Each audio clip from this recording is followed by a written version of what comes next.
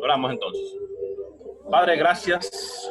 Gracias por este bello tiempo, hermoso tiempo que tú nos has regalado en esta tarde. La gloria sea para ti, mi Dios. Gracias por cada uno de estos hermanos que se han reunido. Nos hemos reunido por esta vía. Permite que pueda ser un excelente tiempo donde podamos aprender. Usa a tu siervo Juan para que pueda hablar a nuestros corazones, que podamos salir edificados, oh Señor, bendecidos, aprendiendo más de tu palabra y sobre todo glorificando tu nombre. Así permite que los demás puedan entrar y que no tengan ninguna complicación ni ningún impedimento, Señor. Bendice este tiempo y cuídanos en nombre de Jesús. Amén. Bueno, amén. Pues, dejamos el espacio a nuestro hermano Juan. Gracias. Yo me siento contento de poder hacer esto. Cuando tú me dijiste que fue hace poco tiempo, o sea, yo me puse de una vez a buscar datos, por lo menos para ver si yo podía hacer esto. Y encontré muchas ideas. Y después te mandé un PowerPoint de lo que iba a hablar. Sí. Realmente fue algo, para mí fue un reto, pero yo tengo tiempo. O sea, no hay ningún problema hoy en día. Y vamos a hacer primero, voy a tratar de... Recuerden que voy a dar un vistazo como para sentirnos caliente, ver algunos detalles tal vez importantes. Siempre son importantes. Y voy a comenzar hablando sobre el canon bíblico. O sea, voy a compartir con ustedes primero un poquito del canon para hacer un recuentito de esa parte que es tan importante. Y eso nos va a ayudar por lo menos para repasar todo esto. Ya todo el mundo conoce lo que es el canon. Déjame cerrar un poquito a ver lo que tiene aquí. El asunto del canon tiene que ver con la cuestión de cuántos libros pertenecen a la Biblia. El canon pues se refiere a una lista autorizada de los libros de la Biblia. De la palabra canon, su derivación viene del griego, canón. Por cierto, casi todos los libros del Antiguo Testamento, aunque son escritos en hebreo, ¿por qué los nombres están en griego? Sencillamente porque la Septuaginta dominó el pensamiento griego dominó los nombres, por eso encontramos Deuteronomos o Deuteronomio, que es un libro que claramente está en griego. Así que hay palabras que se relacionan en el Nuevo Testamento, como en Gálatas y Filipenses, la historia del uso de la palabra. Voy a ir un poquito rápido porque es una especie como de repaso. Se usaba también con referencia a los credos. Yo les recomiendo que la mayoría pongan los micrófonos en mute para si hay alguna ambientación, pues así no tengan que oírse también con esto. El uso de la palabra se usa con referencia a los credos y a mediados del siglo IV, Atanasio llegó a emplearse en relación con la Biblia. Por eso muchos dicen que el canon comenzó a partir del siglo IV, pero fue que la palabra se utilizó. Ya de por sí el canon estaba caminando y corriendo. Es una cita. El significado se refiere, nosotros cuando lo usamos la palabra canon, se refiere a la lista de los libros que cumplieron con los requisitos de ciertas pruebas o reglas, pero también significa la colección de libros canónicos que constituyen lo que se llaman las reglas de nuestras vidas. No fue aplicado por los judíos a su escrito inspirado, pero sí el concepto, ellos sí lo tenían ya de antemano. En el Antiguo Testamento tenemos el concepto existía. Por ejemplo, la Misná no usa la palabra canon, sino que usa la palabra el que hace inmunda las manos. Josefo en el siglo I lo designó como santos libros o libros sagrados. La Biblia hebrea está compuesta por la ley, los profetas, o sea, la división de la Biblia hebrea. Y eso es lo que se conoce como lo que nosotros llamamos Antiguo Testamento. Los judíos lo denominan con esa, la posición de 3 palabras con 2 vocales en el medio, que significa la palabra Torah, Nevi'im y Ketuvim. Y ahí se forma lo que se llama el Tanakh, o sea, TNK, son las palabras más importantes en relación con eso. Los testimonios más antiguos hablan de 22, 24 libros. Recuerden que los judíos juntaban primera y segunda, no dicen como nosotros, sino que dicen Reyes, Crónicas, como si fuera un solo libro. Muchos querían como acotejarlo con las 22 letras del alfabeto hebreo, por eso hay libros que se fusionan, como Esdras, Nehemías, Jeremías, Lamentaciones. Por eso Josefo, siendo partidario de eso, decía, no tenemos 10.000 libros incongruentes y opuestos, sino 22 conteniendo el registro de los tiempos, los cuales justamente han sido tenidos por divino. Jerónimo habló del mismo número en su introducción al libro de Reyes, en la Vulgata Latina, y Orígenes dejó el mismo número, y Tertuliano establece 24 libros. La Ley o Torá, están los primeros 5 libros, los profetas anteriores, o Neviín, Josué, Jueces, Samuel y Reyes, los profetas posteriores. Recuerden, estoy hablando un poquito rápido porque solamente quiero ver esto así, es como para hacer un repaso. Los profetas posteriores, Isaías, Jeremías, Ezequiel y los 12, los escritos, o Ketubín, Salmos, Proverbios, los 5 rollos, o Mejiló, Cantares, Ru, Lamentaciones, Eclesiastés y Esther, Daniel, Esdras, Nehemías y Crónica. El testimonio de la división de los libros de ley y profeta aparece, por ejemplo, en Mateo 7:12, pero en Lucas se ve mucho mejor. Lucas 24:44, y les dijo, estas son las palabras que os hablé, estando aún con vosotros, que era necesario que se cumpliese todo lo que está escrito de mí en la ley de Moisés, en los profetas y los salmos. Noten, ley de Moisés, profetas y salmos, se refiere a la división completa del Antiguo Testamento. El resumen de la Biblia hebrea, por ejemplo, en Mateo 23:35 dice, para que venga sobre vosotros toda la sangre justa que se ha derramado sobre la tierra, desde la sangre de Abel el justo hasta la sangre de Zacarías, hijo de Berequías, a quien matasteis entre el templo y el altar. Si tomamos en cuenta que el último libro del Antiguo Testamento, de la Biblia hebrea, es Crónicas, entonces está haciendo una división desde Abel, que es el libro de Génesis, hasta el último libro, que sería Crónicas en la Biblia hebrea. Hasta el versículo, en este caso 22, se podría leer. El canon protestante, o sea, el que nosotros tenemos el Pentateuco, que ya lo conocemos, los primeros 5 libros, los libros históricos, la poesía, profetas mayores, que son 5, Isaías, Jeremías, Lamentaciones, Ezequiel y Daniel, y los profetas menores para completar con 12 los libros del Antiguo Testamento. Referencia histórica, fuera del Antiguo Testamento, nosotros encontramos a Tertuliano, seguía por la Septuaginta, a Orígenes, editó el Antiguo Testamento en 6 versiones, lo que se conoce como la famosa Exapla, que tenía el texto hebreo, una transliteración en griego, las versiones de Aquila, Símaco, la Septuaginta, Teodición, y menciona 22 libros. Melitón de Sardis en el año 170 incluye todos los libros a excepción de Esther. Josefo, Jesús ben Sira, siglo II, y el Talmud babilónico, que menciona 24 libros del Antiguo Testamento. De acuerdo al reconocimiento, se dividen en homolegómenos, antilegómenas y apócrifos. Cuando se habla de homolegómenas, son los libros que fueron reconocidos como inspirados por Dios y sin objeción. Antilegómenos, objetados por un tiempo por no cumplir con algunos de los requisitos, y apócrifos, los libros no reconocidos. También le dicen ahora segundo canon deuterocanónico. Ahí están los antilegómanos. Esther no aparece porque no aparecía el nombre de Dios. Sin embargo, algunos dicen que se muestra la providencia divina en un libro como ese, y el nombre YHWH aparece en acróstico. Proverbio incluso se puso como libro antilegómeno, parece como un libro de consejo. Sin embargo, tiene que ver con la ética y práctica del pueblo de Eclesiastés. Parece materialista y escéptico, sin embargo, termina declarando la fe en Dios y lo que significa el temor de Dios. Cantares parece un simple poema de amor erótico, sin embargo, ilustra y enseña el amor de Dios hacia su pueblo, y se va más lejos. El Cantar de los Cantares no podía faltar una historia tan maravillosa de un hombre y una mujer en la Biblia. Están los apócrifos, que se dividen en didáctico, novelas religiosas, historia, profecía, leyenda. Yo no entré en eso porque solamente es un resumen. La razón que se dan, porque por ejemplo libros como Segunda Macabeo dice, yo terminaré aquí mismo mi relato, si ha quedado bello y logrado en su composición, eso es lo que yo pretendía, si imperfecto y mediocre, he hecho cuanto me era posible. Los judíos palestinos no incluyeron ninguno de estos apócrifos entre los libros inspirados, ni siquiera judío alejandrino como Filón, que cita 22 libros del canon hebreo. Su aparición en la Septuaginta se debe a Ptolomeo Filadelfo por su interés en la literatura religiosa judía, que quería que en la biblioteca de Alejandría tuviesen los libros sagrados judíos, y ahí introdujeron todo, incluyendo una traducción del Antiguo Testamento, que se conoce como la Septuaginta. Estos libros no se mencionan en el Nuevo Testamento como tal. Bueno, observaciones sobre los libros deuterocanónicos.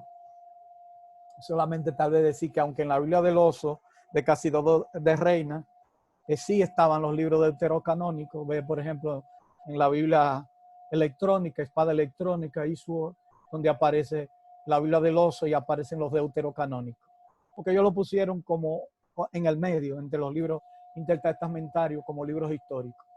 El Concilio de Trento fue que arregló ciertas cosas para ellos, pero no es lo mismo la lista que tiene la Iglesia griega ortodoxa. Algunos libros ellos lo tienen y otros libros lo tiene la Iglesia católica. Los libros pseudoepigráficos que se dividen en legendario, apocalíptico, didáctico, poético e histórico. Yo quería coger 5 minutos para esto, así que solamente para repasar el concilio de Yagnia. Es importante que ustedes entiendan que este concilio fue importante porque los judíos se vieron amenazados por los cristianos de que le iban a quitar sus libros sagrados. Pero no es que la Biblia se hizo por un consenso en un concilio. Sin embargo, eso nos ayudó a entender cómo los judíos veían ya una división del libro sagrado como tal. Bueno, en conclusión, los estudios del Antiguo Testamento antes de ser recogido en un canon cerrado, provienen de Dios y tienen la garantía profética. En segundo lugar, el pueblo de Israel la tomó como normas de vida desde Moisés hasta Crónica en la Biblia hebrea. Tercero, en los tiempos de Cristo se reconocían como ley, profeta y escrito y su testimonio es determinante. Y cuarto, los judíos tienen un canon cerrado desde antes de Cristo y estas permanencias son confirmadas más ampliamente con los masoretas y los manuscritos de Qumran. Muchos rollos son comentarios. Yo les invito a leer Las Cuevas del Mar Muerto o los rollos del Mar Muerto de F.F. Bruce. Bueno, ahí podemos salirnos de esta parte y entrar entonces, no sé hasta ahora, un poquito rápido. Ya ahí voy a ir un poquito más lento, creo yo. Bueno, vamos a darle aquí. Cualquier cosita, si ven que no se ve o algo, me avisan. ¿Se ve bien ahí? Todo bien, excelente hasta ahora. Muy bien, entonces vamos a hablar de una panorámica general de los libros del Antiguo Testamento. Es muy difícil que yo hable de un libro específicamente. Por eso tomé los 48 capítulos que algunos piensan. Yo también pienso que pudiéramos tomar otros sí, otros no. Pero en este caso, tomamos algunos como este. El Antiguo Testamento tiene 929 capítulos. Entonces vamos a tomar 48, así salteados. Han sido seleccionados en base a su importancia histórica, su importancia profética, su importancia teológica o su importancia práctica. Para nosotros es muy importante. La 2/3 parte de la Biblia es profecía, por eso yo incluí esa parte como un dato relevante. La creación es el capítulo 1, la creación de todas las cosas. Y lo primero que hay que aclarar es que los capítulos, tal vez del 1 al 11 o del 1 al 3 para nosotros, que son los 3 primeros, capítulo 1 y capítulo 3, hay que aclarar varias cosas. O sea, estos capítulos son literales. Al pie de la letra tienen que ser tomados. Aquí muere lo alegórico, aquí muere lo simbólico, aquí muere lo mítico. Algunos que han tenido la oportunidad de leer, algunos teólogos que son liberales, pues cuando llegan al Génesis, incluyendo el Papa, pues ve eso como un cuento. Eso es lo que quiero decir, que eso no es eso. Lo segundo es que Dios quería que se entendieran tan claramente los días literales del Génesis. Y la longitud de los días están definidos por claridad, día, noche, que son gobernados por el día cuarto, por el sol y la luna. La semana misma define el patrón de trabajo y descanso humano. Y los días son marcados por el pasaje de mañana y tarde. Alguien ha dicho que Dios quería que nadie en ninguna época negara que fueran días literales. Y por eso puso eso como testigo. Además de tener números ordinales acompañando la tarde y la mañana un día. Fueron el día primero, el día segundo, el día tercero. Eso era muy importante. La creación se hizo ex nihilo, es una palabra que ustedes la van a encontrar muy frecuentemente, que significa una palabra latina, que significa que Dios hizo todo de la nada. Siempre tengan en cuenta en la creación de aparear los números. Por ejemplo, el día primero habla de la creación de la tierra, la luz y probablemente los ángeles, dicen algunos. Eso usted lo aparea con el número 4, que se llama la creación del sol, la luna y las estrellas. El día 2, usted lo puede aparear con el 5. En el día 2 hay un espacio de las aguas, o sea, la expansión. Dios separa las aguas de arriba y la de abajo. Por favor, pongan todos los micrófonos en mute, porque eso se pone cuando ustedes hablan. Difícil. El día 2 con el 5, la creación de los peces y las aves. Y el día 3, la creación de la vida vegetal con la creación de los animales, de tierra y de los hombres. O sea, cada uno de esos detalles son muy importantes poderlo entrelazar como tal. Y recuerden ustedes lo que estoy diciendo. Tal vez es importante comentar. Hay que entender la Biblia en este sentido, literalmente. Dice, por ejemplo, una versión que aparece, principalmente porque algunos hablan de la teoría de la brecha. Eso es una teoría que vino desde antes de Scofield, pero que lo que tenía la Biblia de Scofield la recuerdan. En el principio creó Dios los cielos y la tierra estaba desordenada y vacía. La palabra aquí dice MacArthur que debiera decir no acabada en su forma. Y, o sea, en su forma, déjame leerlo porque lo puse a mano, no acabada en su forma y todavía sin habitar por criaturas.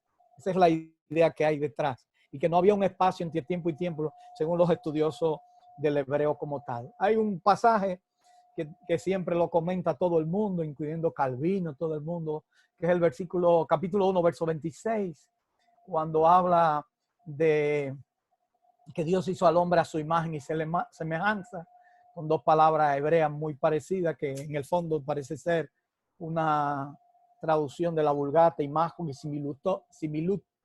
similitudo, que son las palabras hebreas xelen y demu, las palabras equivalen en el Nuevo Testamento a icon y homoiosis.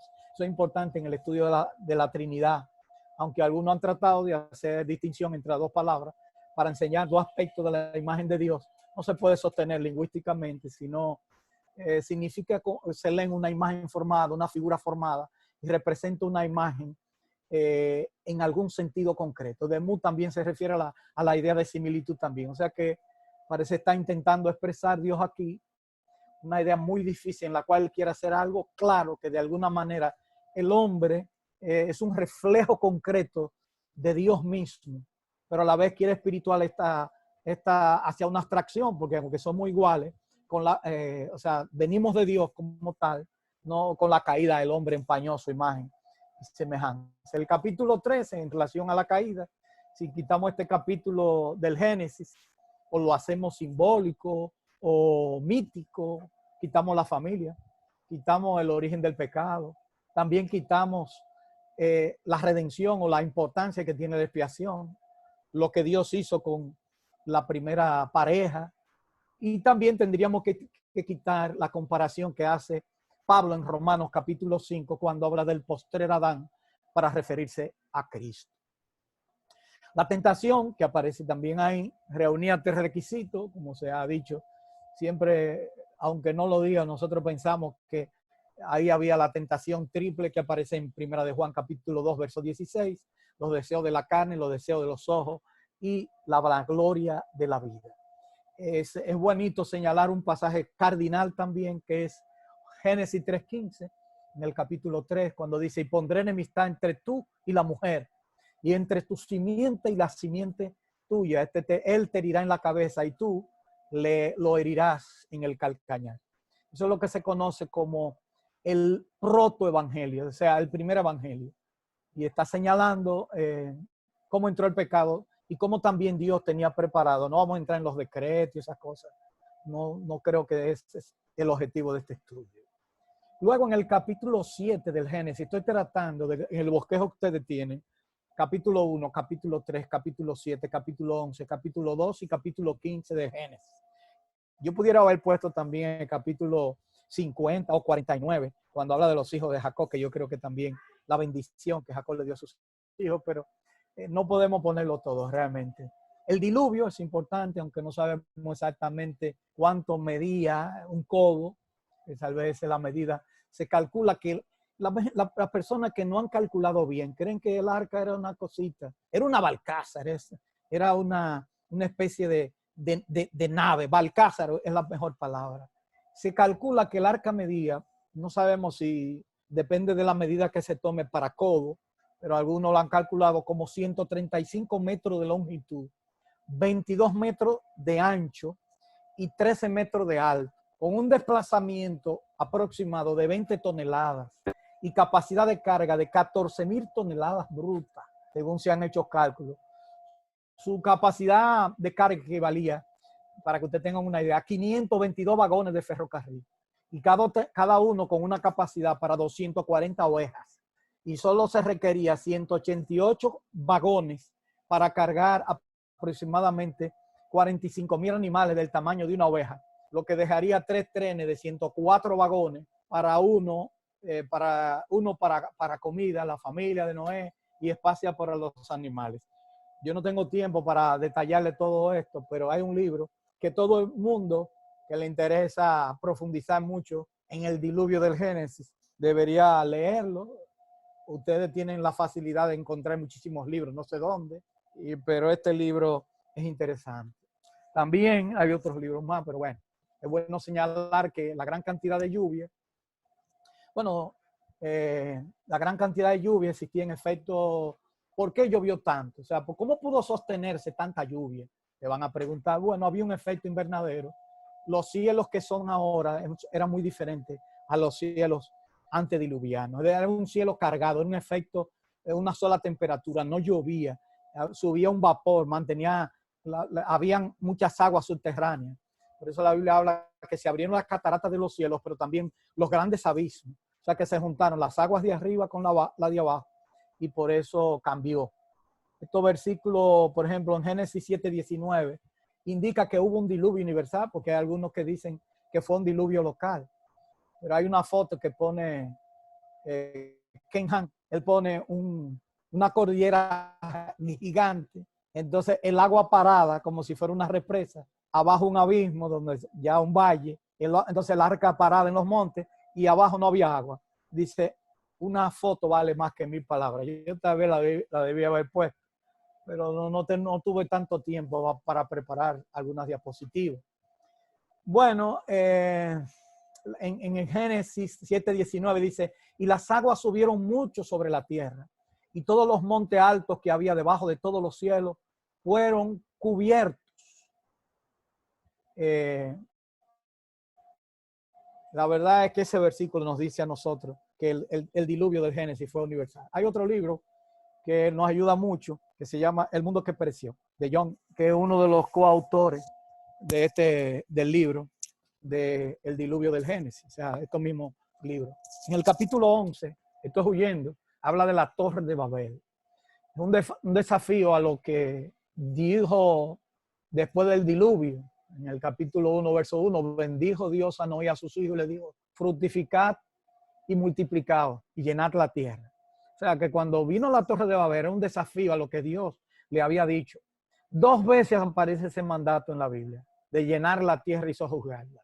Aparece Adán y aparece también cuando después del diluvio, Dios también se lo dijo a Noé.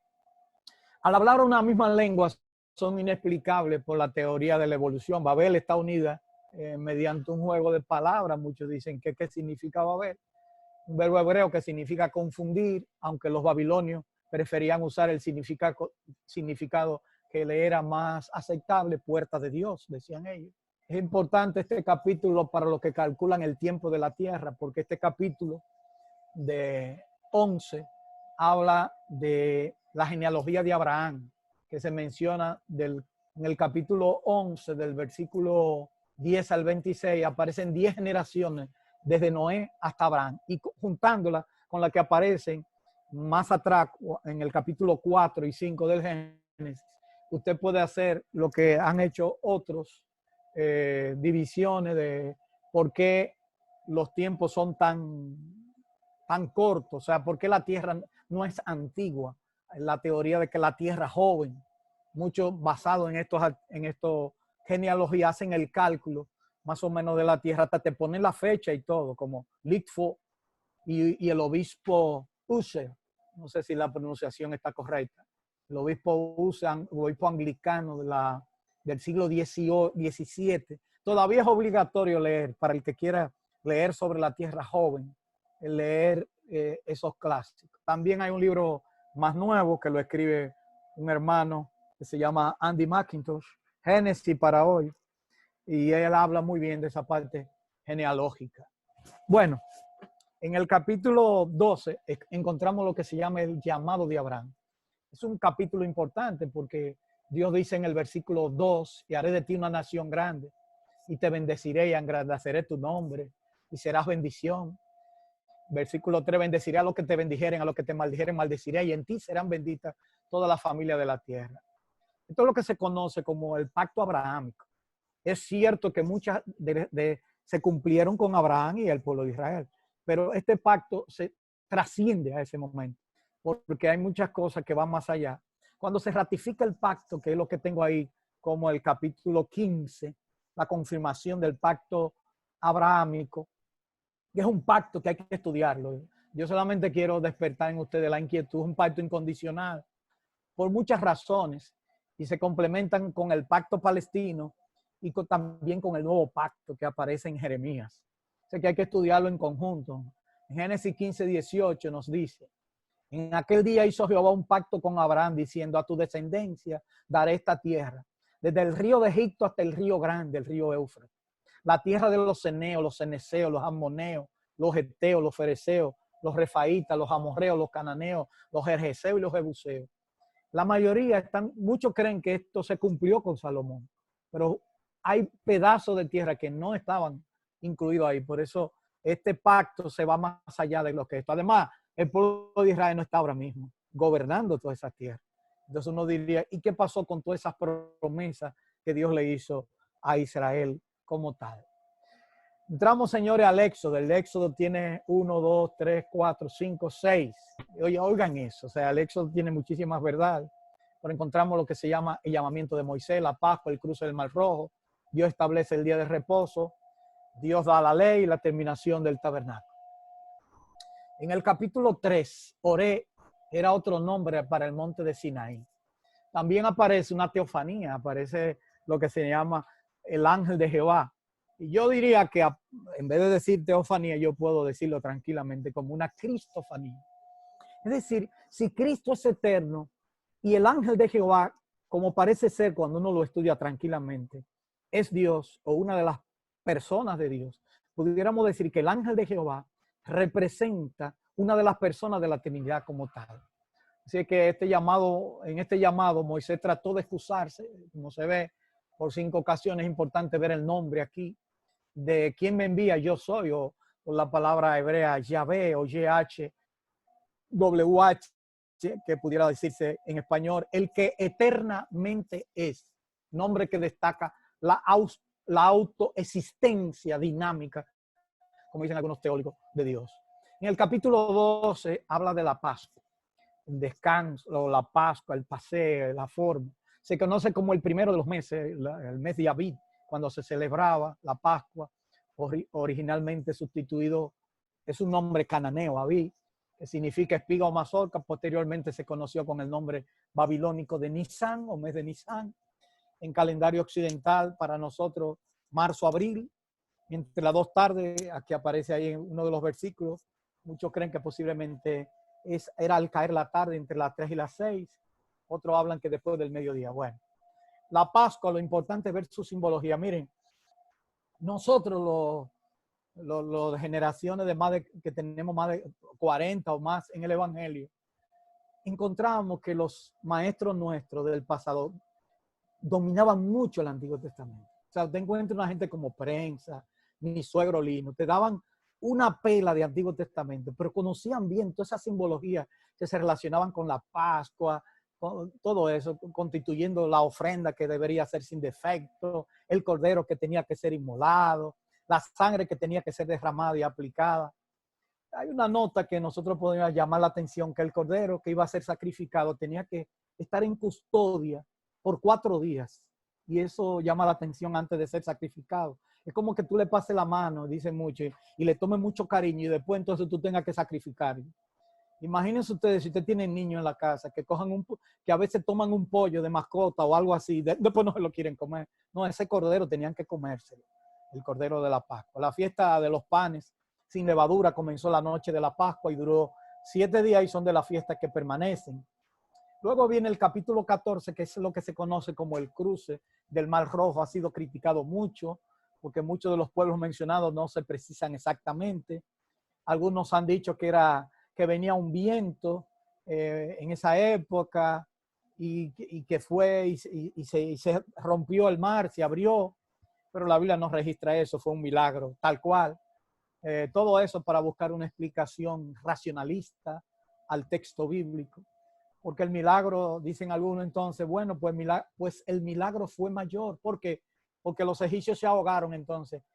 Porque ellos dicen que las aguas daban por los tobillos cuando cruzaron, porque vino un viento que siempre ocurría, como en algunos lagos ocurre todavía en el día de hoy. Entonces el milagro fue más grande porque los egipcios se ahogaron en menos de un pie de agua. Éxodo 14:13 dice, y Moisés dijo al pueblo, no temáis, estad firmes y ved la salvación que Jehová hará hoy con vosotros, porque los egipcios que hoy habéis visto, nunca más para siempre lo veréis. Jehová peleará por vosotros y vosotros estaréis tranquilos. Esas son palabras que han permanecido para reposo de todos. Pero recuerden que ellos tenían el ejército atrás y el mar adelante, y el Señor le hizo ver quién era el Señor. Luego viene el capítulo 20, que son los 10 mandamientos. Y cuando Dios da la ley, aquí yo tengo que compartir tal vez otra vez la pantalla. En este caso voy a compartir, no sé, se está viendo bien, cualquier cosa díganme. Miren ustedes, siempre me preocupaba a mí, yo tengo aquí la Biblia Logos, en la biblioteca, la estoy compartiendo la pantalla. Noten que los judíos tienen una división diferente de los 10 mandamientos No a los reformados. Está compartiendo el PowerPoint. Tiene que darle para que te comparta en la otra pantalla. Ok. Vamos a ver entonces. Compartir. Creo que aquí está. Aquí entonces. Y ahí. Ahí se ve. Orden de los 10 mandamientos. Sí. Si tú te das cuenta, miren, por ejemplo, los judíos lo dividían de esa manera, ¿verdad? Los reformados, anglicanos y ortodoxos lo dividen así. Por eso ustedes se dan cuenta que los católicos, por ejemplo, y luteranos, miren ustedes el 5º mandamiento. Para los católicos y luteranos es no matarás. Para nosotros sería honra a tu padre y a tu madre para que tus días se alarguen en la tierra que va tu Dios te da. O sea que dependiendo de judíos, reformado, anglicano, ortodoxo, católico y luterano, y todos, miren ustedes cómo hay una especie ahí de, se pueden tomar una foto porque yo no pude poder copiar esa para ponérsela como diapositiva. Esa es la división entre los diferentes judíos en el 1, el prólogo como una parte lo toman los reformados, los primeros versículos, los católicos toman el 1, el 2, el 3, el 2, el 3 y el 4 como tal. O sea, fíjense ustedes cómo las diferentes divisiones, cómo hay entre los 10 mandamientos. Solo se lo digo porque a veces yo estaba estudiando y veía una lista de una gente y decía, pero ¿por qué esta lista dice que el 5º es tal cosa? Es porque dependiendo de su trasfondo teológico, usted lo va a ver de esa manera. Así que nos fuimos con el PowerPoint otra vez. Ahí se fue, ¿verdad? Cualquier cosa, yo no estoy mirando la pantalla de ustedes, por eso yo tengo que escuchar su voz. Tiene que subir el PowerPoint de nuevo. Otra vez, ok.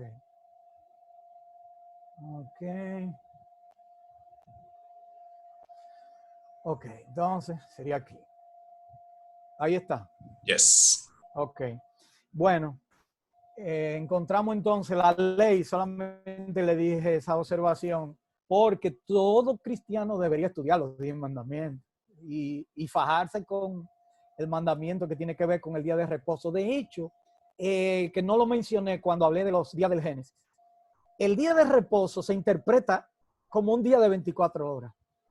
Y entonces es importante ese versículo cuando ustedes discutan en relación al tiempo. Bueno, En el capítulo 40 habla de la terminación del tabernáculo. El tabernáculo fue erigido un año después del éxodo de Egipto y 9 meses después de la llegada de Israel al Sinaí. La importancia del tabernáculo queda marcada por la cantidad de capítulos que se le dedican en el libro de Éxodo.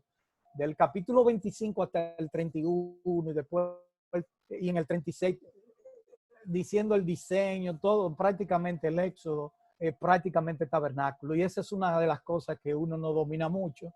O los jóvenes, ¿quién no meditó también los libros de Mackintosh, que eran 5 tomos sobre, que todavía están, sobre que no tienen muchos subtítulos ni nada, pero son buenos para la meditación?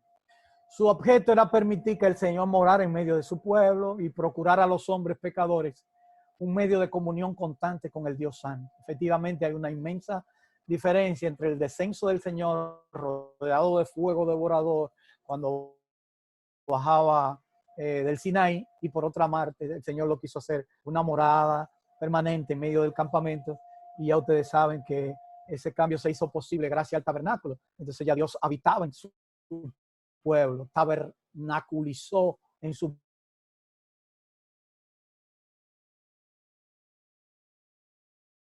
pueblo. Ocio como tal.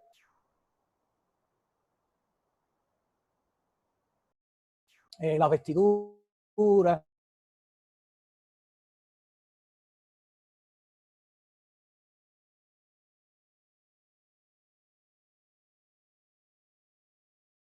los utensilios, las divisiones de acciones, todo esto hace la católica seguido con cosas que no tienen ningún. Luego compartimos, bueno, hay muchas cosas que decir tal vez del tabernáculo, el lugar santo, el lugar santísimo. Eso también lo dominaban muy bien nuestros maestros del pasado.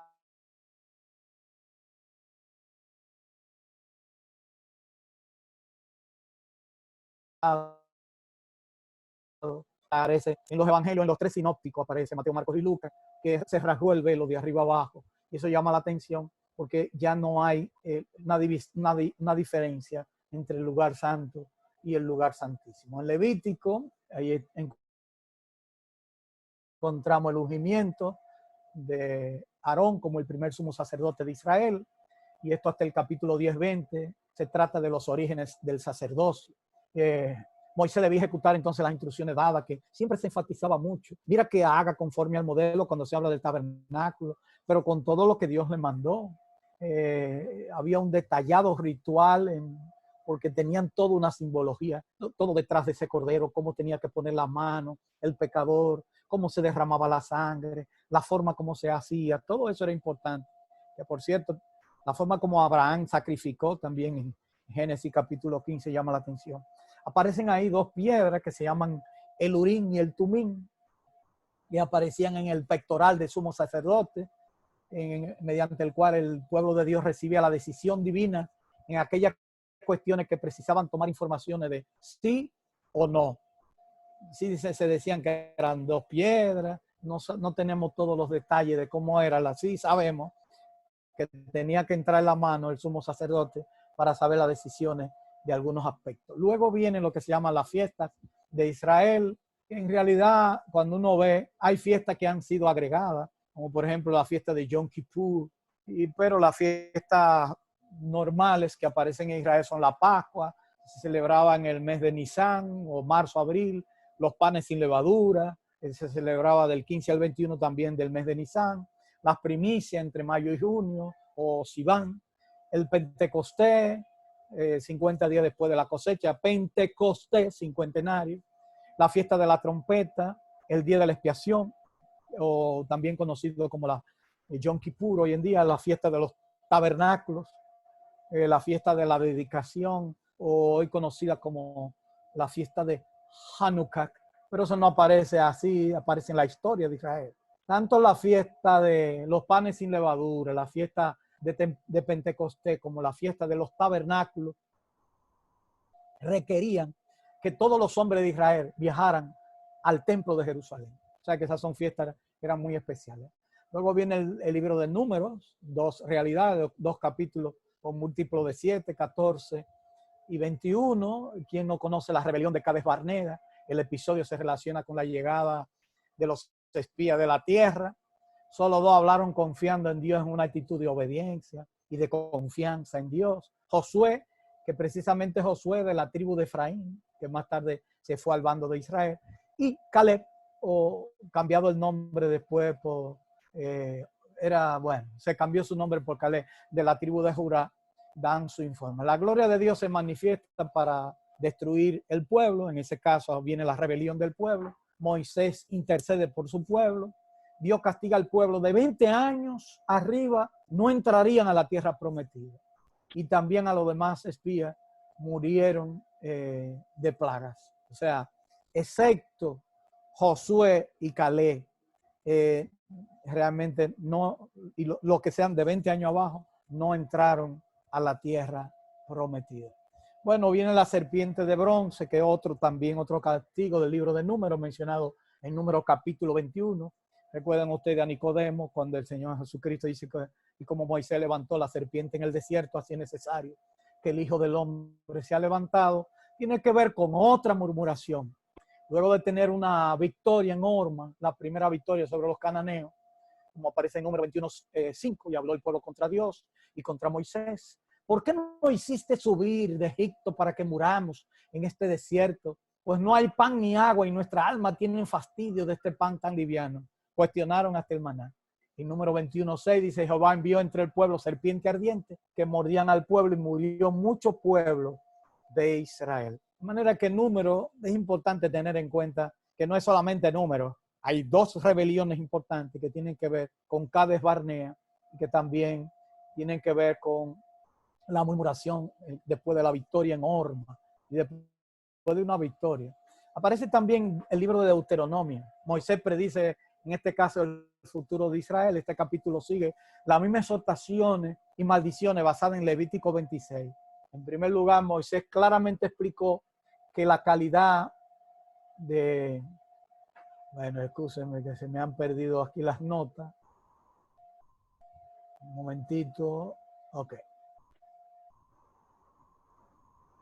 Explicó que la calidad de la experiencia futura de Israel vendría basada en la obediencia o la desobediencia. Esto se relaciona con la práctica de Israel como tal, que no tienen que ver con los pactos que Dios hizo con David, con el nuevo pacto que habla Jeremías, o el pacto con Abraham, que eso es otro tema que hay que estudiar aparte.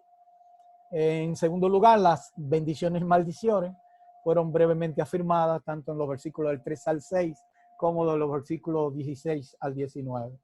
Otro pasaje, Josué, capítulo 4, cuando Israel entra a la tierra prometida, y llama la atención las conmemoraciones de 12 piedras que tenían que poner dentro del lecho del río, pero también sacar 12 piedras del río, y a 1 kilómetro y algo, 1 kilómetro 3, 1 kilómetro 6, también construir en Gilgal un monumento donde fuera recordado por generaciones.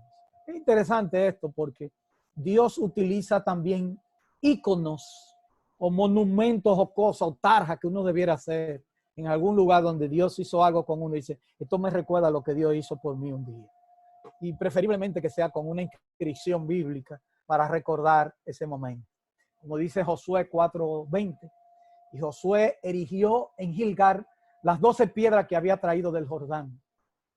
Y habló a los hijos de Israel diciendo, cuando mañana preguntaren vuestros hijos a sus padres y dijeren, ¿qué significan estas piedras? O sea, que ellos tuvieran eso como un memorial entre ellos.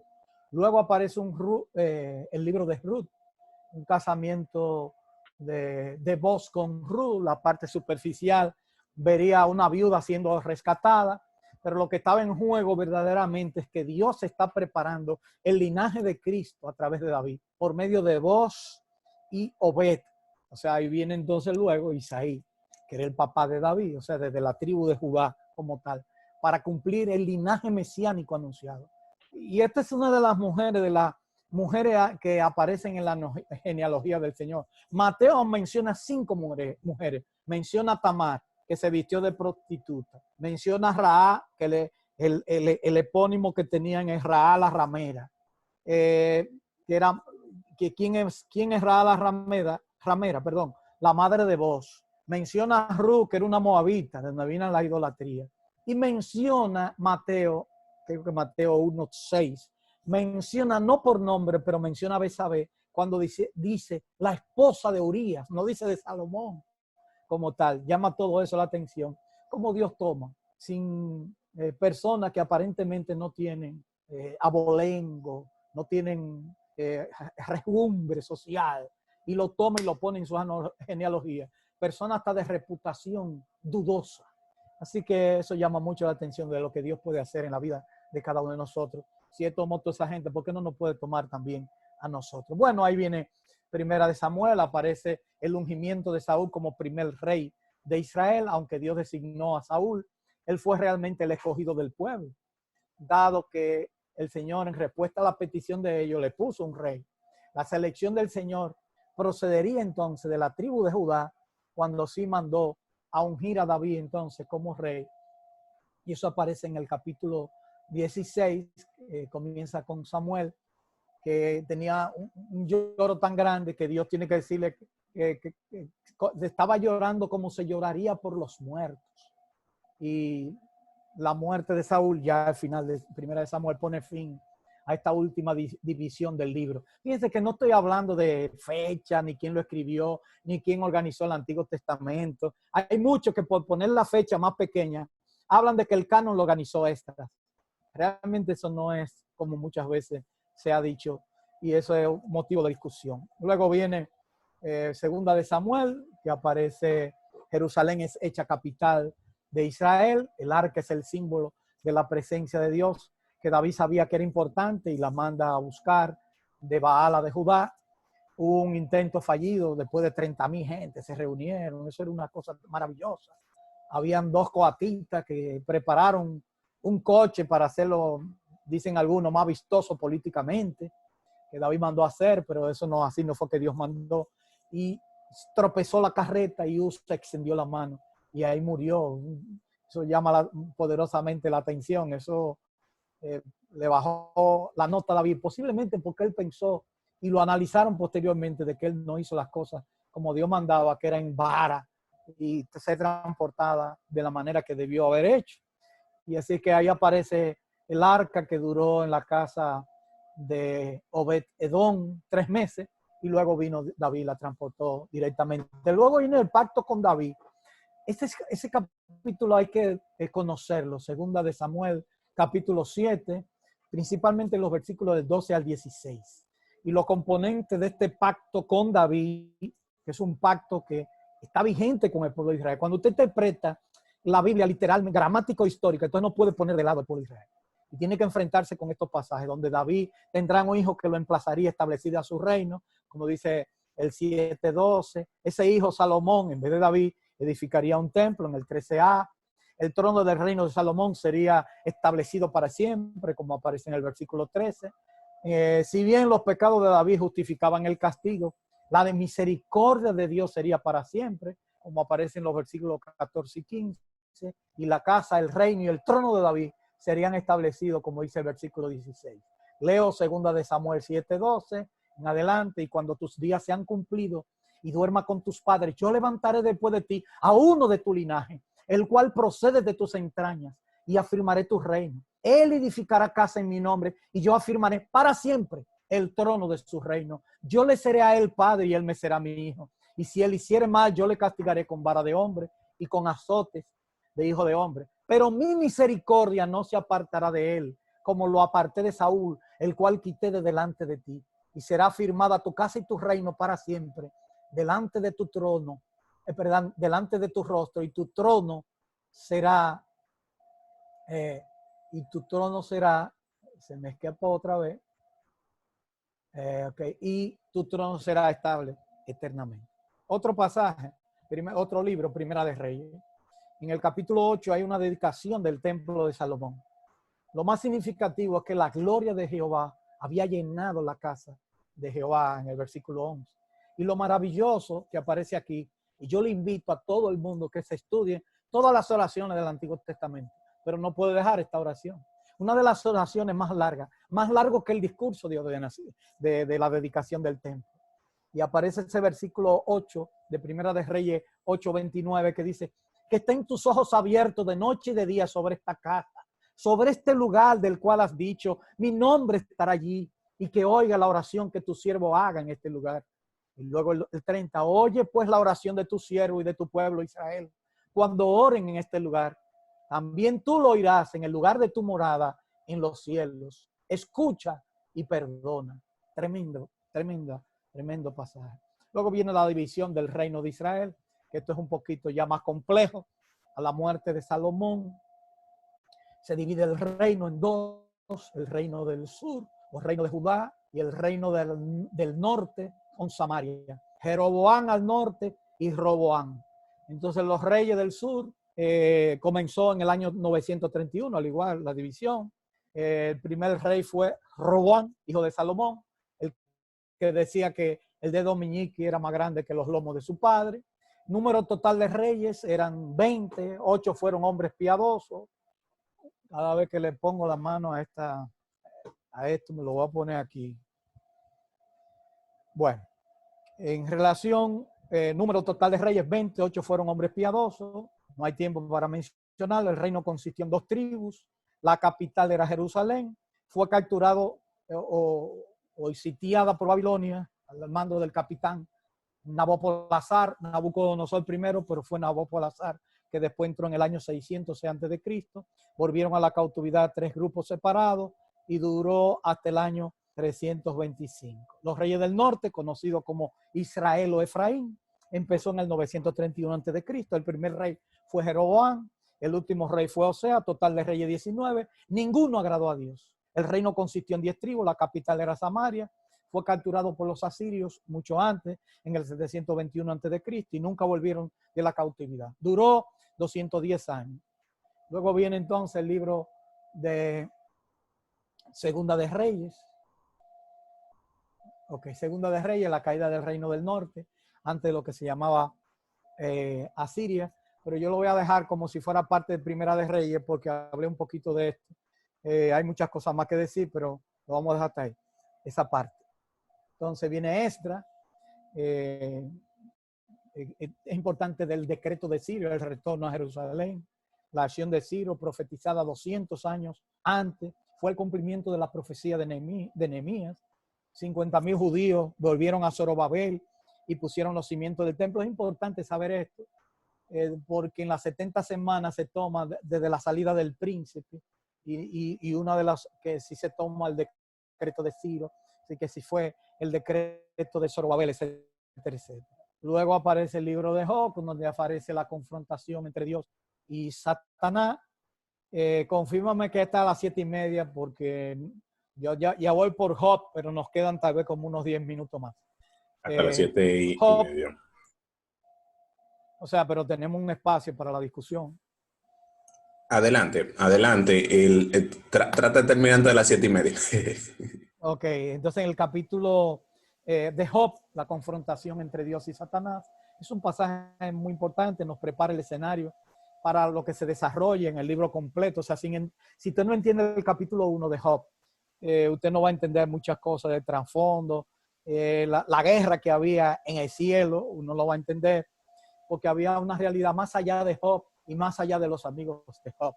Y es importante ver esto. 3 amigos que fueron a consolar, entre comillas, Job, más bien fueron a decirle, reconoce que tú hiciste algo. Aparece Elifaz, Bildad y Zofar. Fueron los 3 veteranos que aparecen. Ahí hay un dime y te diré, para resumirlo de una manera, pero argumentos profundos sobre, en aquella época si existía, como en los tiempos de la mentalidad judía, que si tú estabas en una condición como esta, fue porque tú cometiste algún pecado importante, y lo que le pasó a Job no fue poca cosa. Perdió todos sus hijos, y sobre todo que hasta la mujer le dijo que maldijera a Dios, y después se tocó su propio cuerpo. Eliú entra en el debate más adelante para tratar de romper el círculo, el punto muerto que había entre ellos. Es el más joven, pero al final Dios tuvo que intervenir y hace una interrogación o un interrogatorio en el capítulo 38 en adelante. Y al final termina Dios diciéndole a Job que intercediera por los amigos para poder recibirlo. Esa es la pura realidad del libro de Job. Yo no quiero profundizar mucho, pues según, no es cábala ni mucho menos, no creo en eso, pero todo el que profundamente ha estudiado el libro de Job, algo grande le ha pasado. He encontrado varios autores que siempre dicen, se me murió mi papá. Otros dicen, me enfermé de tal manera que me dio cáncer y terminé el libro en quimioterapia. Así que dejemos a Job. Mentira. Dios es que sabe. El Salmo, solamente para mantener un poquito la atención. Los salmos aparecen el 22, el 23, el 51, el 119. No sé qué otro salmo usted quisiera poner, pero los salmos son interesantes porque tienen muchas variantes en la forma de interpretar. Son 5 libros que van del 1 al 41, del 42 al 72, del 73 al 89, del 90 al 106, y el último de los 5 libros de los salmos va del 107 al 150. Es importante entender eso. Y no todos los salmos fueron escritos por David, sino que también aparecen salmos de Moisés, entre otros. En el capítulo 22 del Salmo del Calvario, el Nuevo Testamento contiene 15 citas de este Salmo 22. Y hay alusiones mesiánicas a este salmo, uno de los salmos, junto con el Salmo 70 y 110 también. Déjame buscar el salmo para verlo más tranquilamente. Llama la atención, por ejemplo, en los 3 primeros versículos, cuando dice, Dios mío, ¿por qué me has desamparado? Dios mío, clamo de día y no responde, y de noche, y no hay para mí, y no hay, porque está, bueno, Dios mío, ¿por qué me has desamparado? ¿Por qué estás tan lejos de mi salvación y de las palabras de mi clamor? Dios mío, clamo de día y no responde, y de noche no hay para mí reposo, pero tú eres santo, tú que habitas entre las alabanzas de Israel. Este Salmo 22 es interesantísimo. Todo el que estudie lo que se llama el cumplimiento de la profecía en el Calvario mismo, tiene que estudiar este Salmo. E incluso aquí está la respuesta, una de las respuestas por el cual el Señor dijo, Dios mío, ¿por qué me has desamparado? Dicen mucho que el versículo 3 tiene la respuesta, pero tú eres santo. Luego aparecen otros versículos. El versículo 8, se encomendó a Jehová, líbrele, sábele, puesto que en él se complacía. El versículo 16, 17, rodaron mis manos, mis pies, perros me han rodeado. O sea, este es un salmo que muchos le dicen el quinto evangelio. También está el Salmo 23, el Salmo del Buen Pastor, uno de los pasajes más conocidos en todo el Antiguo Testamento. Yo creo que todo el mundo se lo sabe de memoria. Pero ese salmo nos habla a nosotros de Dios como el buen pastor. Y no hay un animalito que se parezca más a un ser humano que una oveja. De hecho, se ha dicho que si usted pone una cabra, nace y huyendo puede salir casi prácticamente recién nacida, puede salir corriendo de su depredador. Pero una oveja, si la dejan ahí mismo se queda. Necesita ser ayudada. La idea que hay detrás de esto es cómo Dios es el buen pastor. Y muchas veces nosotros necesitamos recordar, como dice ese salmo, Jehová es mi pastor, nada me faltará. Pero a veces nos comportamos como si todo nos faltara. Aparece también el Salmo 51, el Salmo de confesión de pecado. Es el clásico pasaje sobre el perdón, junto con el Salmo 32. El título ha sido tomado como la introducción de este salmo, cuando David pecó, y ahí lo dice. Bueno, ustedes lo tienen para no entrar en eso. ¿Quién no va a recordar? Ten piedad de mí, oh Dios, conforme a tu misericordia. Conforme a la multitud de tus piedades, borra mis rebeliones. Lávame más y más de mi maldad y límpiame de mi pecado, porque yo reconozco mis rebeliones. Mi pecado están siempre delante de mí. Contra ti solo he pecado y he hecho lo malo delante de tus ojos, para que seas reconocido justo en tu palabra y tenido por puro en tu juicio. ¿Y quién nos recordará el versículo 11 que dice, he aquí en maldad he sido formado y en pecado me concibió mi madre? Luego viene el Salmo 119, el Salmo de la palabra de Dios. Es el más largo de todos los salmos y el capítulo más largo de toda la Biblia. Tiene 176 versículos. Excepto 2 versículos, no menciona la palabra con sus sinónimos, que aparecen unos 8 sinónimos: testimonio, mandamiento, estatuto, ley. Es un salmo acróstico acompañado de 22 secciones, que son las letras del alfabeto hebreo, dividido en 8 líneas como tal, que no podía sino ser dedicado a lo que nosotros amamos y a lo que Dios se ha revelado hacia nosotros como una revelación muy que le puso el toque. porque sin revelación especial de la palabra de Dios no entendiésemos ni a Cristo ni nada, ni entendiésemos las otras cosas. Es verdad que los cielos cuentan la gloria de Dios y el firmamento anuncia la obra de sus manos, pero por el pecado del hombre, no porque Dios no se ha revelado, es insuficiente para ser salvo. Viene Proverbio, un libro lleno de sabiduría, que se entremezcla con muchos consejos prácticos relacionados con la familia, el hogar, el gobierno, la inmoralidad, cómo debemos conducir una vida práctica, sobre la riqueza habla mucho, muchas cosas podemos decir. Y dejarle solamente el versículo del 1 al 7, que lo puede resumir de una manera clara. El principio de la sabiduría es el temor de Jehová.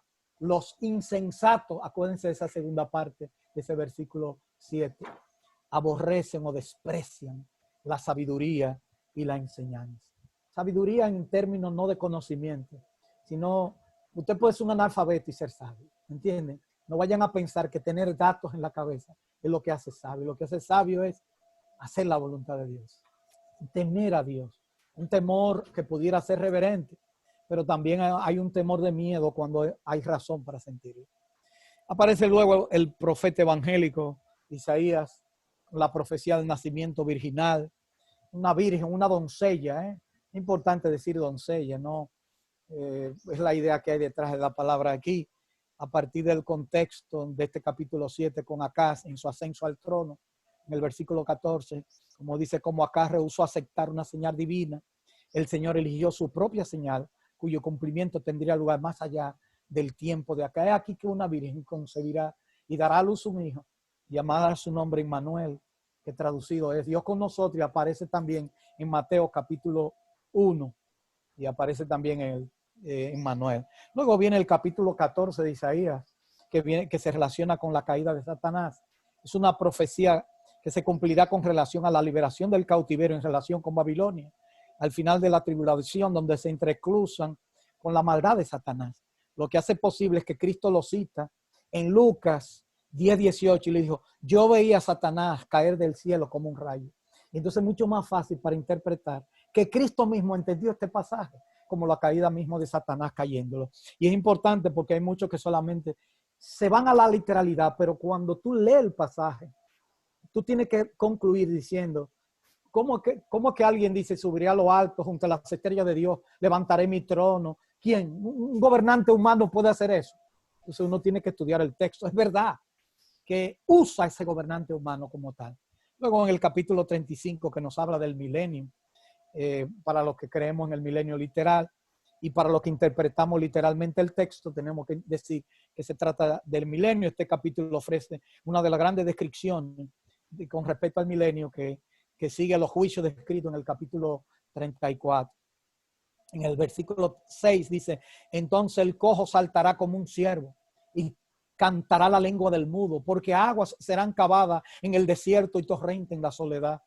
En lugar seco se convertirá en estanque y el sequedal en manaderos de agua, en las moradas de chacales, y la morada de chacal en su guarida será lugares de cañas y junco.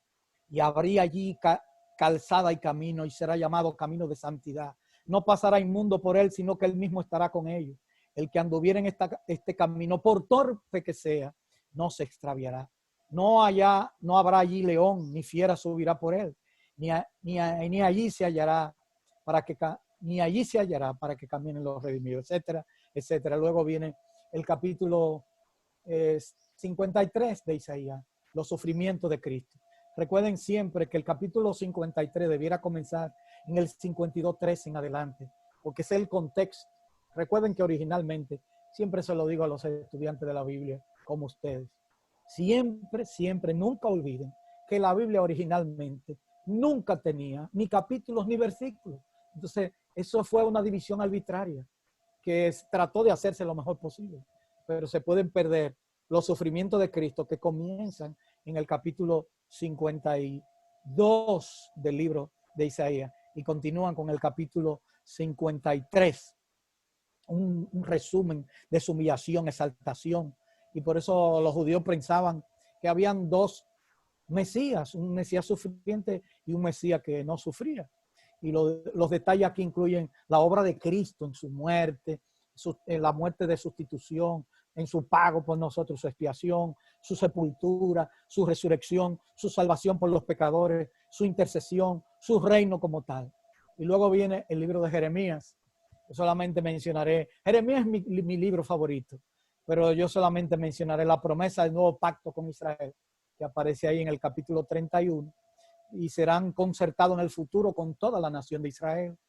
Como dice el versículo 31, y aquí que vienen días, dice Jehová, en los cuales haré nuevo pacto con la casa de Israel y con la casa de Judá. Habla en hebreo también, y muchos lo aplican solamente a la iglesia en su primera fase. Lo espiritualizan con la iglesia, pero cuando uno ve este pacto, se ve que se va más allá de espiritualizarlo con la iglesia, porque Israel y iglesia son dos cosas totalmente diferentes. En segundo lugar, será incondicional, a diferencia del mosaico, como dice el versículo 32 de Jeremías 31. No como el pacto que hice con sus padres el día que tomé su mano para sacarlo de la tierra de Egipto, porque ellos invalidaron mi pacto, aunque fui yo un marido para ellos, dice Jehová. O sea que la provisión es un cambio de corazón, una comunión con Dios, conocimiento de Jehová, perdón de pecado. Los testigos que se usan para ellos son el sol y la luna, de que Dios nunca iba a dejar de cumplir ese pacto. Versículo 35. Así ha dicho Jehová, que da el sol para la luz del día, las leyes de la luna y de las estrellas para la luz de la noche, que parte el mar y braman sus ondas. Jehová de los ejércitos es su nombre. Si faltaren estas leyes delante de mí, dice Jehová, también la descendencia de Israel faltará para no ser nación delante de mí eternamente. Luego viene el libro de Ezequiel, que se puede resumir con la gloria de Dios abandona a Israel. Este capítulo 10, que es una visión parecida a la del capítulo 1, que es lo que se conoce como el trono móvil. Algunos teólogos le llaman el trono móvil por lo que aparece, por la rueda, por las figuras que aparecen como tal. Resumiendo entonces, veo el capítulo 28, que se ve lo que se llama la vida prehistórica de Satanás. Esta porción con respecto al rey de Tiro es similar a la de Isaías 14, que se refiere al rey de Babilonia aquella, y este es el rey de Tiro. En ambos pasajes, lo más razonable es que ambos pasajes describen a un rey humano que es usado por Satanás. Además de los términos y el juicio, es más fácilmente aplicable. Dice, en Edén, dice el versículo 13, en Edén, en el huerto de Dios estuviste, de toda piedra preciosa era tu vestidura, de cornerina, topacio, jaspe, crisólito, berilo y ónice, de zafiro, carbúnculo, esmeralda y oro. Los primores de tus tamboriles y flautas estuvieron preparados para ti en el día de tu creación. ¿Cómo yo aplico eso a este señor, el rey de Tiro? De ninguna manera. En el capítulo 37 viene la visión de los huesos secos y la restauración de Israel. Ezequiel predice el renacimiento político y espiritual de la nación de Israel y la reunificación de sus dos divisiones. Recuerden que se división en norte y sur, en Israel y Efraín por un lado y Judá y Jerusalén por el otro. Precisamente Judá era y parte de Manasés eran los que estaban en ese lado. Bueno, dice Ezequiel 37:25, habitarán en la tierra que di a mi siervo Jacob, en la cual habitaron vuestros padres. En ella habitarán ellos, sus hijos y los hijos de sus hijos para siempre. Y mi siervo David será príncipe de ellos para siempre.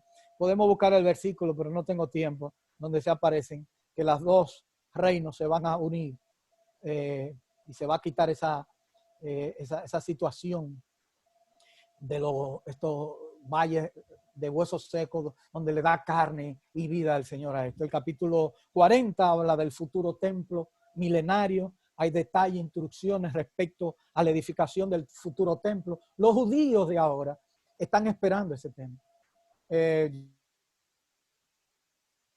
Yo tengo un libro que lo escribe Price, se llama Punto de Edificar. Los judíos tienen todos los materiales, están guardados, soterrados. El problema es que el templo tiene que construirse donde está el templo, la mezquita sagrada de los musulmanes. Y ellos por eso, es ahí que tienen. Los judíos no pueden hacer como cualquier otra gente, construir templos donde le da la gana, solamente ahí. Bueno, viene el libro de Daniel, en el capítulo 2, el sueño de los futuros poderes mundiales.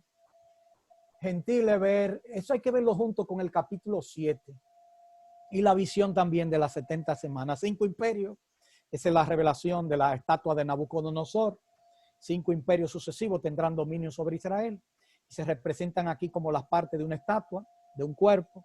Eso aparece en Daniel 2:36 al 45. En Daniel 7 los mismos imperios son representados como 4 bestias enormes. Estos imperios son Babilonia, Media y Persia, 2, Grecia, 3, Roma y el imperio romano que es reavivado al final de los tiempos. Una piedra que representa a Cristo en su segunda venida destruirá el cuarto imperio. En su fase final yo estoy hablando de una parte interpretativa y eso ya es una discusión al igual que las semanas de año. Pero dice Daniel 2:44, y en los días de estos reyes el Dios del cielo levantará un reino que no será jamás destruido, ni será el reino dejado a otro pueblo. Desmenuzará y consumirá todos esos reinos, pero él permanecerá para siempre. De la manera que viste que del monte fue cortada una piedra, no con mano, la cual desmenuzó el hierro, el bronce, el barro, la plata y el oro. El gran Dios ha mostrado al rey lo que ha de acontecer en lo porvenir, y el sueño es verdadero y fiel su interpretación. Daniel 2:44 y 2:45. La visión de las 70 semanas, lo que se conoce como la hebdomina, como Caballosa así la llama. Este capítulo está dentro de las oraciones más hermosas. El contexto del capítulo 9 es otra de las oraciones que hay que estudiar en el Antiguo Testamento. Me llama la atención, si ustedes se han dado cuenta, dentro de los capítulos famosos que yo he mencionado, para mí están oraciones. Y aquí están también las 70 semanas de Daniel.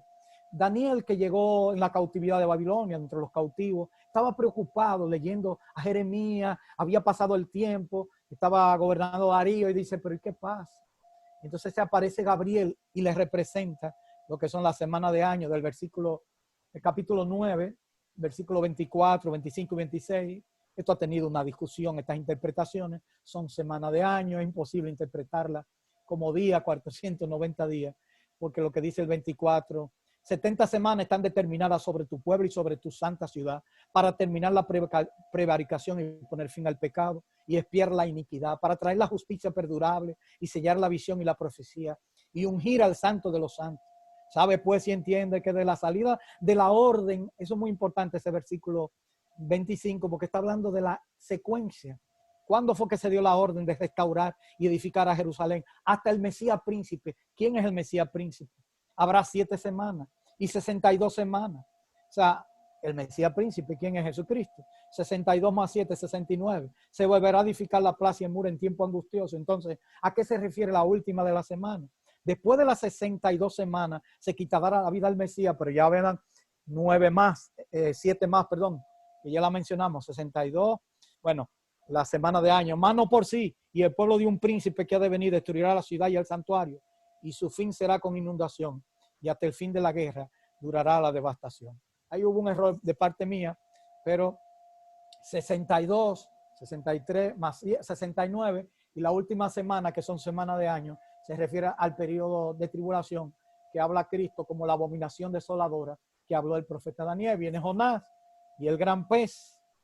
Y otra de las oraciones importantes aparecen ahí en ese capítulo 2. Alguien ha dicho que si Dios tiene sentido de humor, lo demostró con Jonás, porque lo manda, se lo traga un pez, lo tira, lo vomita en la playa, después le hace una clavacera. Jonás coge un pique grandísimo porque Dios se la secó con un gusano. Después Dios le hace ver muchas cosas y son de las cosas que aprendemos. Bueno, finalmente viene Zacarías, que es el último de los 48 capítulos que tenemos, y solamente decirle que lo lean de tarea esta noche porque no tenemos más tiempo para poder seguir hablando. Así que es importante lo que hemos visto entre ustedes. Vamos a ver. Ustedes tienen eso por ahí. Ahí estoy. Voy para allá.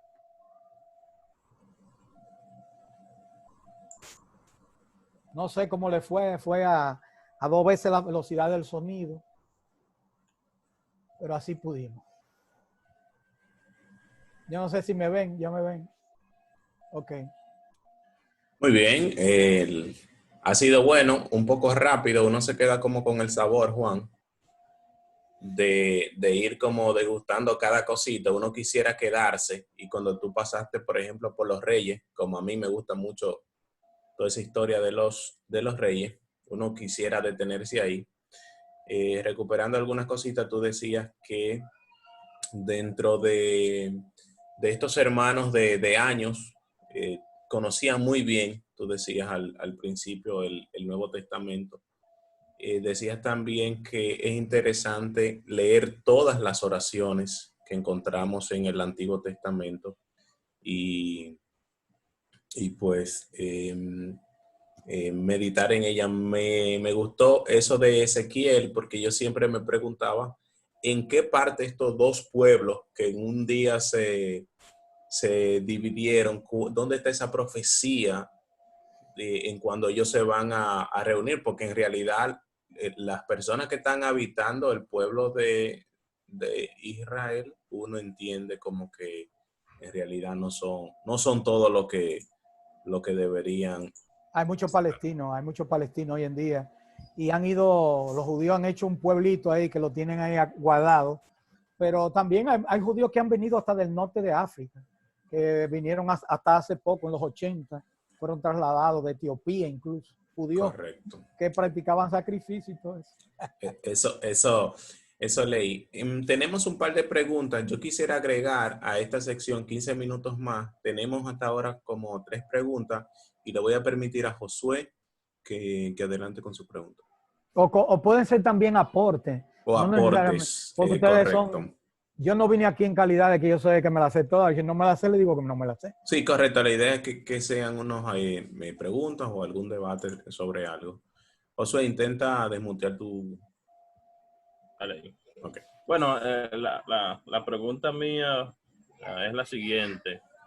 ¿Cómo se relaciona, Juan, el pacto abrahámico, el pacto davídico y el nuevo pacto y su cumplimiento futuro para el pueblo de Israel? Lo que pasa ¿Cómo es se que, relaciona? ok, te faltó poner el pacto palestino.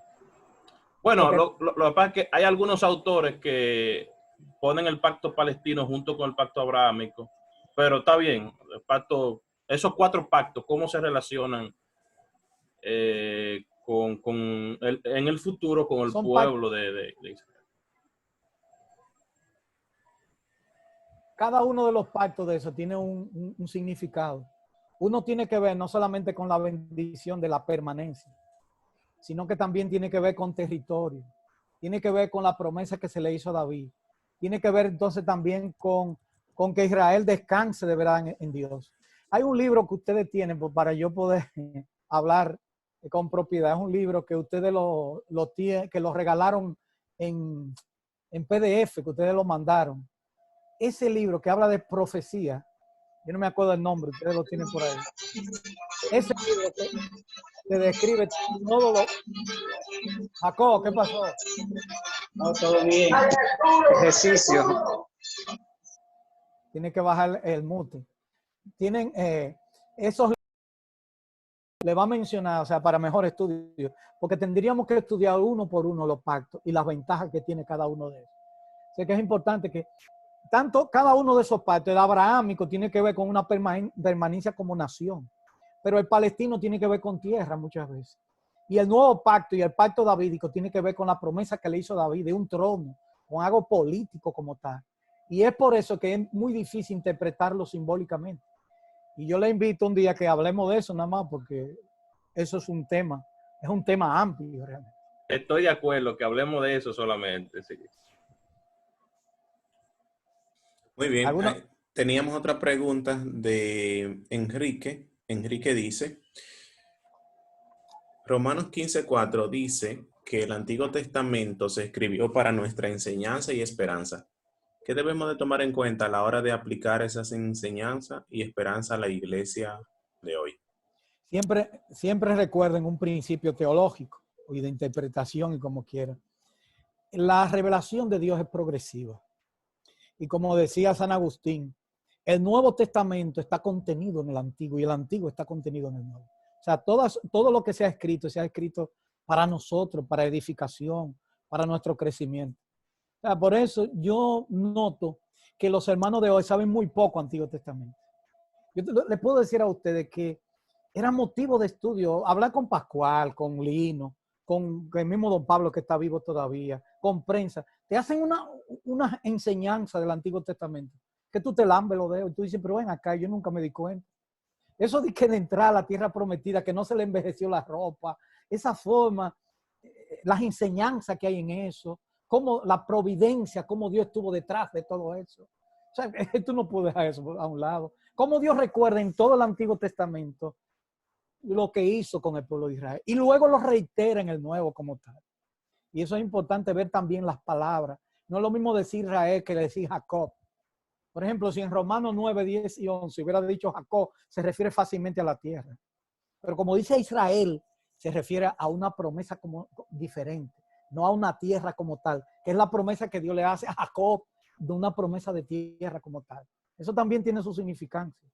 Señores, hay que estudiar toda la revelación de Dios, o sea, todo el consejo de Dios. Y eso incluye también el Antiguo Testamento. Eso es lo único que puedo decir, muchas cosas. Yo tengo que decir más, pero el Antiguo Testamento, donde Dios, contrario a lo que dicen muchos críticos, que el Antiguo Testamento revela un Dios de fuego y de juicio y de poder, también revela el Dios de misericordia que aparece en todas partes.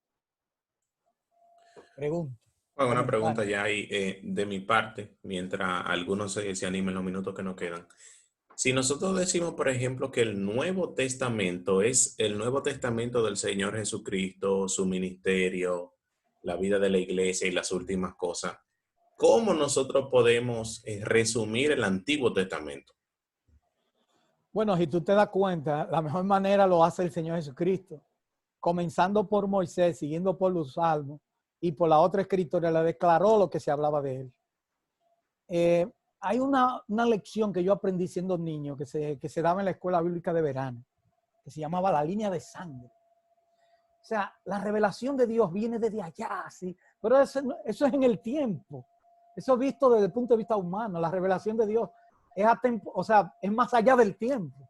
Antes de los siglos, antes del mundo, antes de que el mundo existiese. O sea, pero sin embargo, Dios, como se reveló en blanco y negro, en letras, Dios se reveló de manera racional. Te da una historia de la creación, te da una historia del diluvio, te da una historia de cómo el mundo entró. Todo eso es importante. ¿Por qué Jesucristo cita tanto eso? ¿Por qué Jesucristo hace una alusión en resumen de lo que es el Antiguo Testamento? ¿Por qué? O sea, le dio una importancia capital. Y prácticamente no tiene objeción histórica el Antiguo Testamento. Tiene menos objeción que el Nuevo Testamento. Si hablamos de lo que se llaman los libros históricos que se conocen como deuterocanónicos o apócrifos, uno diría que realmente ningún judío de verdad acepta eso. Y en la Biblia de Jerónimo, la Vulgata original no tenía esos libros como tal. Seguimos. Muy bien, tenemos una pregunta aquí de Mauricio y un comentario. Dice, muy buena exposición. Pregunta, ¿qué rol juegan los pactos en el buen entendimiento del Antiguo Testamento? Miren, si ustedes se dieron cuenta, yo mencioné los pactos, porque para mí, si usted estudia el Antiguo Testamento y no entiende lo que Dios hizo con Abraham, lo que Dios hizo con Moisés, lo que hizo con Noé, pero yo porque no hablé de eso. Hay un problema en la teología, está en lo que se llama, en la teología del pacto, como se llama, la teología reformada. Ellos no hablan de los pactos bíblicos que aparecen tal cual en la Biblia. La palabra, por ejemplo, pacto, como ellos la usan, son pactos teológicos que los reconstruyeron en base a poder buscar una explicación de cómo entró el pecado en el mundo, cómo Dios preparó eso, qué hizo Dios. Ellos básicamente los resumen en dos, pero son pactos teológicos. Lo que yo estoy hablando son pactos que usted lo puede leer. Dios hizo un pacto con Abraham. O sea, es fundamental entender el plan de Dios con el pueblo de Israel. Hay que estudiar el pacto con Abraham, la reconfirmación del pacto. Hay que estudiar el pacto con David, el nuevo pacto, el pacto palestino con Moisés. O sea, hay que estudiar todos esos pactos que están así dichos en la Biblia, pacto que Dios hizo. Y Dios le dijo a David, y Dios hizo un pacto con David que no se iba a apartar y no va a abandonar su trono, porque entonces quiere decir que Jesucristo se va a sentar ahí, porque esa es la idea que hay en todo lo que significa el milenio. Entonces ahí viene la interpretación del milenio como tal, si es milenio literal, que si no es literal. Bueno, ahí depende de la interpretación que aborde el estudioso de la Escritura. Hay estudiosos que abordan las profecías no desde el punto de vista gramático histórico como hacen con toda la otra Biblia, sino que cuando llegan a Apocalipsis dicen, no, esto es hermenéutica profética, y le aplican otra hermenéutica, y por eso a Israel no entienden los pactos tampoco. para decirlo así, de esa manera. Pregunta, comentario. Juan Vila, pregunta. En el Antiguo Testamento, ¿cuáles, si nosotros pensamos en las teologías sistemáticas, algunas de estas tienen su base en el Antiguo Testamento o cuáles están claras en el Antiguo Testamento? No entiendo la pregunta. ¿Cómo? Ok, dentro de la teología sistemática, los diferentes temas, ¿verdad? Teología propia acerca del Espíritu Santo, el Señor, las últimas cosas. ¿Cuáles de esos temas son predominantes en el Antiguo Testamento? Porque en el Nuevo ellos están como que muy claros, la mayoría de los temas de la teología sistemática, pero en el Viejo. Bueno, el asunto es que la teología sistemática es una división de la teología, como ustedes saben. Hay lo que se llama la teología bíblica, que cuando tú coges libro por libro, su teología. Y hay lo que se llama la teología sistemática, que tú tomas una doctrina, por ejemplo, la doctrina del hombre, y tú vas desde Génesis hasta Apocalipsis, donde habla en todas partes. Si tú coges la demonología, habla, eso es sistematizarlo, es en ese sentido. Donde difieren es cuando se habla de la parte escatológica. Pero después todas las demás doctrinas tienen que venir desde el Antiguo hasta el Nuevo Testamento, por eso se llama teología sistemática. Reitero, eso es una división de la teología. Hay lo que se llama la teología histórica, hay lo que se llama la teología sistemática, hay lo que se llama la teología bíblica, es decir, libro por libro su teología. En el Nuevo Testamento yo tengo varias teologías, la de Rari es excelente, como siempre, teología del Nuevo Testamento, pero también hay del Antiguo Testamento, por libro, pero es mucho más, tú vas a encontrar más del Nuevo Testamento como tal. Muy bien. Si alguien tiene algún comentario o otra pregunta, este sería el momento adecuado. Puede escribir o puede también abrir su micrófono. Yo vi, por ejemplo, que hablaban de los codos. Bueno, la discusión entre los codos es que si son de 45 o 70 centímetros. Entonces, ustedes saben que ha habido diferencia en cuanto a eso. Parece ser, algunos autores dicen que había un codo corto y un codo largo. Eso es lo que se piensa. Que no todas las medidas son del mismo tamaño, pero sí se sabe que uno mide 45 y otro 70 centímetros como tal. Y déjeme decirle algo también sobre los dinosaurios. A veces la mayoría de la gente tiene en su mente la idea de que los dinosaurios, todos los dinosaurios eran branquiosaurios o argentinosaurio, que es el más grande que está en el museo, que ha sido encontrado ahora mismo, que está en el Museo de Nueva York. Yo sé mucho de dinosaurios porque O'Neill, el niño que yo tengo en casa, es especialista en dinosaurios. Y yo me aprendí todos los nombres de los dinosaurios. Yo le puedo hablar de Triceratops, puedo hablar de todas esas cosas. Entonces yo me sé todos esos nombres. La mayoría de los dinosaurios eran del tamaño de ovejas. Los dinosaurios grandotes y gigantones eran las excepciones. Y por eso mucha gente no lo sabe. Después del diluvio, Dios pudo haber tenido dinosaurios pequeños en el arca. Y como la mayoría, por ejemplo, los velociraptors eran dinosaurios, había dinosaurios pequeñitos, más como pollos también había dinosaurios. O sea que la mayoría de la gente piensa que un dinosaurio en el arca, ¿cómo es posible? Dios pudo haber haber hecho muchas cosas. Pudo haberlo entrado pequeño. Pudo haberlo entrado a hacer un efecto invernadero que lo hiciera dormir durante el diluvio. Y alguien dirá, ¿y cómo todos esos animales juntos entraron? Dios fue que mandó a que subieran. Y la otra, ¿cómo lo hicieron? Se ha demostrado que en un estado de alarma, en fuegos forestales, los animales salvajes no se comen a su presa, todo el mundo está huyendo. El lobo anda corriendo, no está atrás de déjame comerme aquel, no. Siguen corriendo para huir del peligro. Puede ser que el Señor pusiera esas, son en base a muchas suposiciones, pero los dinosaurios parece ser que sobrevivieron después del diluvio, pero por la vegetación tan pobre que había para muchos herbívoros gigantes, tuvieron que ir desapareciendo. Los marinos duraron más tiempo, y hay marinos que son tan grandes que son como esas ballenas azules, que son gigantonas, que uno llama la atención. Bueno, precisamente te iba a preguntar eso, que si tú pensabas que ellos sobrevivieron al diluvio. Tengo otra pregunta aquí de David. Para la iglesia, ¿qué importancia tiene la cronología en el Antiguo Testamento desde la creación? ¿Y cuál es la línea cronológica más aceptada? Bueno, para nosotros, desde el punto de vista como creyente, vamos a decir gentil, no, a veces no le damos tanta importancia a las cronologías y a la genealogía, a las dos cosas. La cronología y la genealogía van de la mano, porque sin genealogía yo no puedo tener cronología. Los críticos de la Biblia más fuertes, la crítica más fuerte que hacen a la Biblia es a la fecha. Para ellos, hay lo que se llama la que se llama la teoría documental, que comienzan a hablar de que el Génesis tuvo 5 etapas para su... Esos son teólogos liberales, pero no se crean. En la universidad, en la UNED, hay teólogos que supuestamente no son liberales, que te enseñan que Génesis es un cuento. Y tú dices, ven acá, ¿qué es esto? Yo vine aquí a qué. Y ya a discutir, porque eso fue que fui.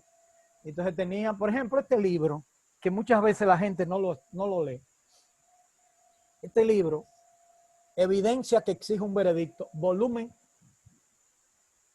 Bueno, se llama Evidencia que exige un veredicto. Ok. Evidencia que exige un veredicto, volumen 2.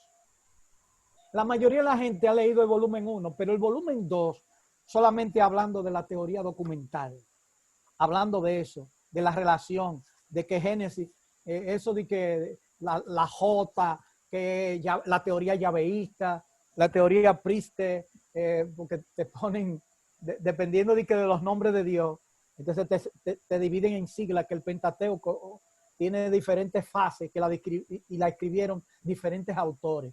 Y de una vez te dicen que, ¿y por qué Moisés? ¿Quién describió la muerte de Moisés? Un copista después. Moisés nunca lo encontraron, pero alguien escribió en su libro que él murió. O sea, eso no, además hay otros libros que se mencionan. El que ha estudiado bien Antiguo Testamento se da cuenta que hay otros libros que se mencionan como fuente de lo que escribieron el Antiguo Testamento.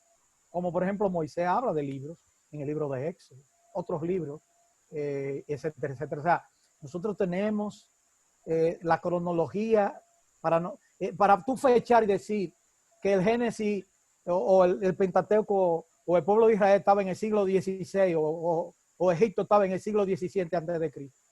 La mayoría dicen que no y que el Pentateuco es viejísimo. La mayoría se dicen que no, que fue más adelante, parte de la restauración. Y tú dices, ven acá, eso no concuerda, pero ellos tienen que acotejar todos esos números. Y eso es otro tema.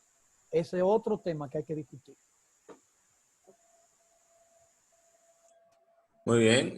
Finalmente, Juan, ¿qué tú tendrías que decirnos a nosotros con relación al Antiguo Testamento, quizá aprovechando que nos quedan un par de semanas, quién sabe, de más tiempo libre, pero no solamente en estos días, sino nuestra expectativa con el Antiguo Testamento, porque como tú decías, normalmente nos inclinamos mucho a estudiar mucho el Nuevo Testamento y creo que tiene su razón de ser por ser la historia de nuestro Señor. Pero ¿qué tú pudieras agregarnos como mantener el balance en el estudio bíblico finalmente? Oye, todo hombre de Dios no puede dejar de estudiar el Antiguo Testamento con el mismo deseo que estudia el Nuevo Testamento. Es que yo veo a Cristo allá, en el tabernáculo, en todos esos utensilios, todos los tipos de Cristo. Es que, por ejemplo, tú leas Génesis 3:15, ya se estaba prometiendo al Señor y pondré enemistad entre la simiente de la mujer, la simiente tuya. Ya el Señor estaba pensando en que Cristo viniera, aquí es lo que se conoce como el proto o primer evangelio. O sea, fíjate que ya de antemano Dios está hablando. Mirar la simbología, porque hay mucha simbología detrás de todo eso. Para uno entender la expiación, tiene que estudiar muy bien lo que significan los sacrificios. ¿Por qué el Señor tenía que sacrificarse? ¿Por qué Juan el Bautista le llama el Cordero de Dios que quita el pecado del mundo? Si usted no entiende el Antiguo Testamento, nunca va a entender eso. Nunca va a entenderlo. ¿Por qué tenía que ser un cordero sin mancha? ¿Qué representaba ese cordero? ¿Qué sustitución hacía? ¿Qué representaba la mesa de la propiciación que estaba en el lugar santísimo dentro de dos cosas que había nada más? El arca del pacto y la mesa de la propiciación. Bueno, la vara de Aarón y la otra, pero eso se perdió. Y los mandamientos, pero lo básico como tal. O sea, todo eso apunta al Señor Jesucristo. Entonces, hay muchas lecciones que yo puedo aprender. Creo que de Morisi levantó la mano. No sé, vi una manita así. No. Ah, ok.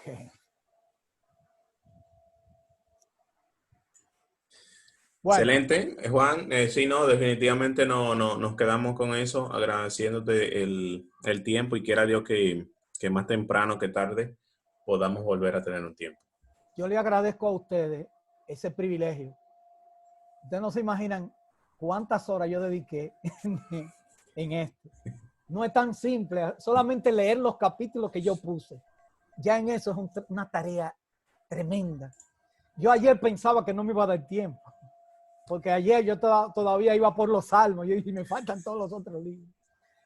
Realmente, pero es tan hermoso esto. Yo le digo a ustedes que ustedes me privilegiaron. Amén. Yo cuando vi eso, yo me metí de una vez, como quien dice, eso es para mí. Yo lo tomé como que eso es un reto para mí. Y yo creo que es un reto diario, el escudriñar las escrituras, el llegar hasta lo último de la palabra. Necesitamos que muchos de esos jóvenes que están ahí estudien el idioma original, más que uno lo que tiene noción, pero que dominen el hebreo, el arameo, o por lo menos el arameo antiguo, como parte de una, y que dominen el griego como lengua, y que nos den ese sabor cuando uno necesita mucho detalle que tiene que ver con eso. Gracias. Amén. Gracias, Juan. Dios te bendiga y quedamos al tanto. Como ustedes saben, la próxima semana, en la voluntad del Señor, tendremos algo parecido en el sentido del panorama del Nuevo Testamento con nuestro hermano Carlos José Reyes desde Montellano, Puerto Plata. Será a la misma hora, vamos a cubrir más o menos el mismo espacio de tiempo. Que el Señor le bendiga a todos y muchas gracias por acudir a nuestro llamado. Bendiciones y buenas noches.